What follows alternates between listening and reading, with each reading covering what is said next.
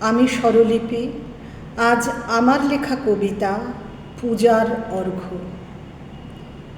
নদীর চোরা স্রোতে যখন ঘূর্ণি লাগে, পাড়ের পাথরগুলোর গায়ে ভাঙা ভাঙা ঢেউ এসে ধাক্কা মারে, তখন উতলা নদী আর পাড়ের ঘাস জমিতে হয় বন্ধুতা।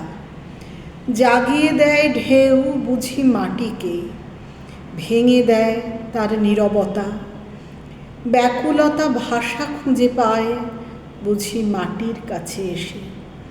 নিস্তব্ধ গম্ভীর যার উপস্থিতি, অসহনীয় ধারণ করার ধৈর্য, সেও উচ্ছল হয় জলের ছোঁয়ায়। জলের স্রোতে ভাসিয়ে দেয় ঘাস ফুলেদের যেন অঞ্জলি।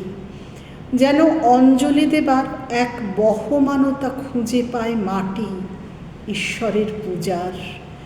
বহমান কাল যুগ যুগ ধরে বয়ে নিয়ে যায় তার পূজার অর্ঘ্য।